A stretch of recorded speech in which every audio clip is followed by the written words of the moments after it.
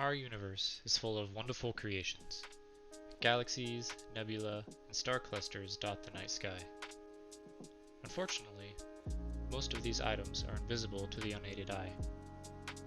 However, with the right equipment, the secrets of the universe can be brought down to Earth.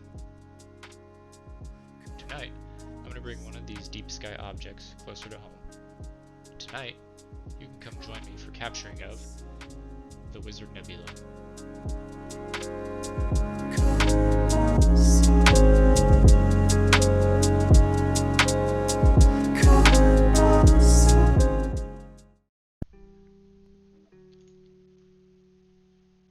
This is a top-down view of the Milky Way galaxy.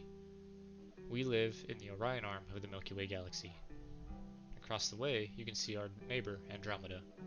But for tonight, we're going to stick within the Milky Way. Now if we zoom in to our position of the Sun in the Orion arm, we should be able to see the different constellations that make up our night sky.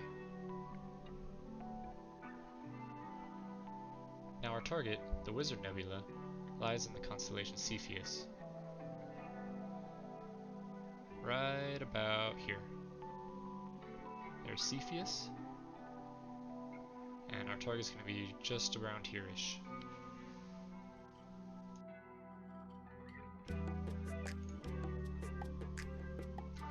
Now the software I'm using to show this is a program called Stellarium. It's free to download, and it's super cool to use to image the stars.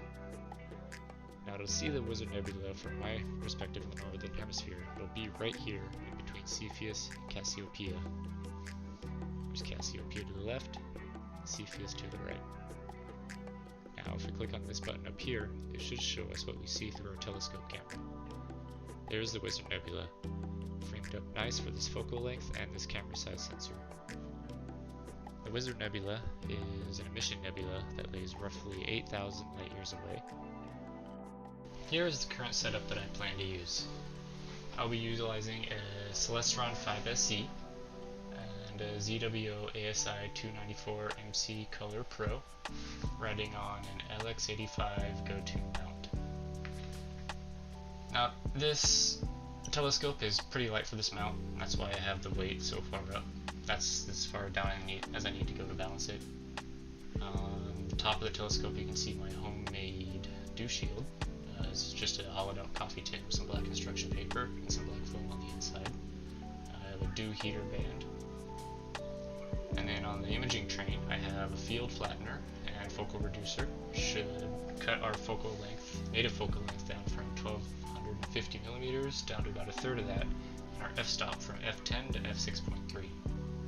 Overall, this setup should work pretty good. The area I'll be taking photos in is not very astrophotography friendly. I live in a Bordeaux Class 8 borderline night sky. I'm just giving you this quick panoramic view of where I take my images from. I have a little dark spot for the telescope to sit in.